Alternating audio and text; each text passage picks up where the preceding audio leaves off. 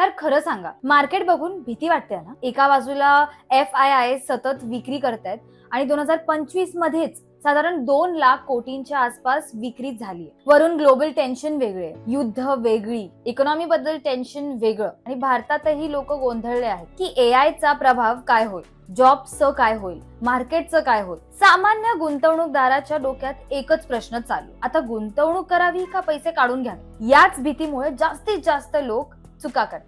जेव्हा मार्केट महाग असतं तेव्हा फोमो मध्ये पैसे टाकतात. जेव्हा मार्केट खाली येतं तेव्हा म्हणतात थोडं अजून पाहू, आणि मग जेव्हा मार्केट पुन्हा वर जातं तेव्हा म्हणतात यार तेव्हा गुंतवणूक केली असती तर. सो या व्हिडिओचा उद्देश हाच आहे, तुम्हाला फक्त फंडाची नावं देणं नाहीये, तुम्हाला हे समजवणं आहे की 2026च्या संदर्भात कोणते म्युच्युअल फंड चांगल्या स्थितीत आहेत, कोणत्या कॅटेगरीमध्ये संधी आहे, कोणते लोकप्रिय फंड आपण नाकारत आहोत, आणि सर्वात महत्वाचं का. कारण फक्त बेस्ट म्युच्युअल फंड सांगणं सोपं आहे, पण कोणासाठी बेस्ट, कोणत्या मार्केट फेज मध्ये, कोणत्या रिस्क ॲपेटाईट साठी, कोणत्या कॅटेगरी मध्ये, हे सांगण्यासाठी खूप मेहनत लागते. 2026 मध्ये मार्केटची स्थिती कशी आहे, चला आता पाहूया की इथून पुढे मार्केट कुठे जाणार आहे. ते समजण्यासाठी पाहूया सप्टेंबर 2025 पासून मार्केटमध्ये काय चाललंय. सप्टेंबर 2025 पासून निफ्टी 50 साधारण 10 ते 12% डाऊन झालं. हे लार्ज कॅप आहे.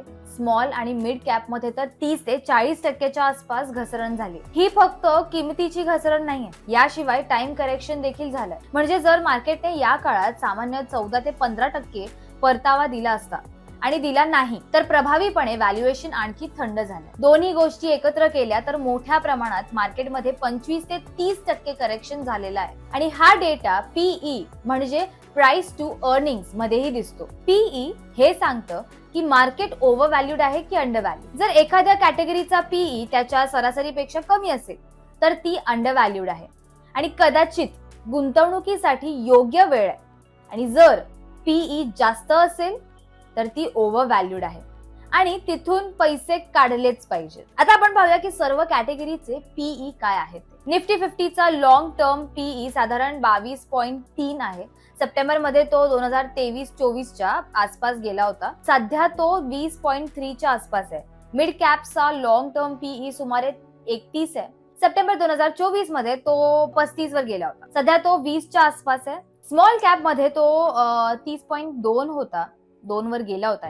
आता तो 24 च्या आसपास आहे. म्हणजे प्रत्येक कॅटेगरीमध्ये खरेदीची चांगली संधी तयार होते. याचा अर्थ असा नाही की मार्केट उद्यापासून सरळ वर जाईल, हेही नाही की डाऊन साइड अशक्य आहे.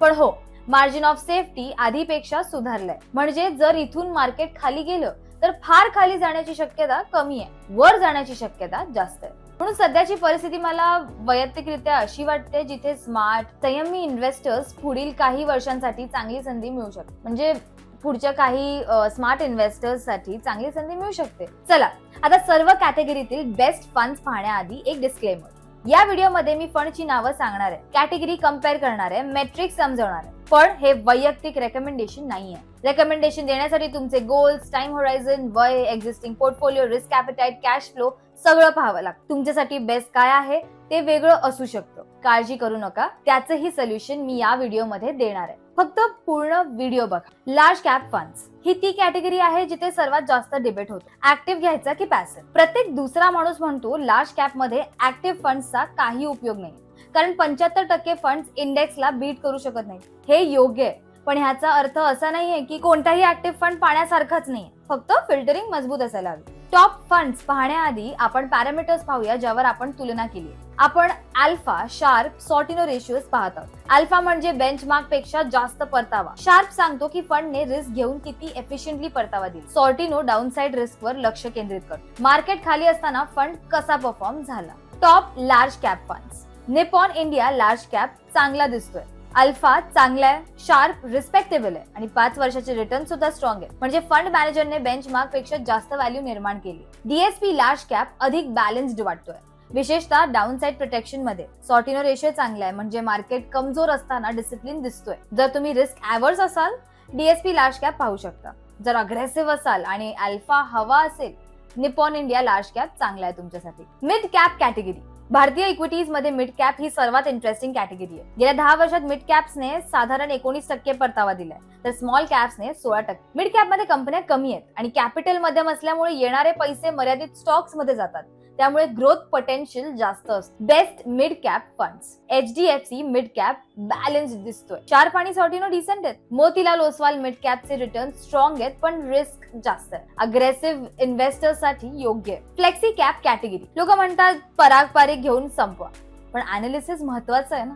HDFC flexi cap strong risk adjusted metrics दाखवतो. पराग पारिख फ्लेक्सी कॅप अजूनही रेलेव्हंट आहे. कमी व्हॉलॅटिलिटी साठी चांगला आहे. Confusion section. तुम्हाला कदाचित अजूनही कळलं नसेल ना की किती कुठे गुंतवायचंय. म्हणूनच बी किफायती आणि त्यांची सिस्टर कंपनी झॉमेंट तुमचा पोर्टफोलिओ मॅनेज करू शकतात. जर तुम्ही फ्री पोर्टफोलिओ रिव्ह्यू साठी स्लॉट भरत असाल तर करू नका. मिनिमम इन्व्हेस्टमेंट 5 लाख लमसम किंवा 25,000 SIP. कमिशन साधारण 0.6%. स्लॉट फक्त पहिल्या 1000 कस्टमर्स साठीच आहे. Small cap fund. ही कॅटेगरी सर्वात एक्साइटिंग पण सर्वात रिस्की आहे. 30 ते 40% ड्रॉ डाऊन इथे सामान्य आहे. बंधन स्मॉल कॅप स्ट्रॉंग आहे. अल्फा, शार्प, सॉर्टिनो सगळंच. Invesco India small cap close contender आहे. Multi asset funds. 2026 मध्ये ही कॅटेगरी खूप महत्वाची झाली कारण एकाच ऍसेट क्लासवर अवलंबून राहणं योग्य नाही. Nippon India multi asset strong दिसतो. Balanced aggression. DSP multi asset चांगला आहे पण निपॉन स्ट्रॉंगर वाटतो. Final advice. फक्त एक अग्रेसिव्ह फंड घेऊन पोर्टफोलिओ तयार झाला असं समजू नका. तुमच्या रिस्क ॲपेटाईट नुसार निवड करा. जर तुम्हाला स्वतः करायचं नसेल तर AMFI रजिस्टर्ड एक्सपर्ट्स मदत करू शकतात. मिनिमम रिक्वायरमेंट 5 लाख लमसम किंवा 25 ते 30,000 रुपये SIP. स्लॉट्स फक्त पहिल्या 1000 लोकांसाठीच उपलब्ध. जर तुम्हाला असं वाटतं की तुमच्या ओळखीमध्ये ह्या व्हिडिओने कोणाला मदत होऊ शकते तर नक्कीच हा व्हिडिओ त्यांच्यासोबत शेअर करा. धन्यवाद.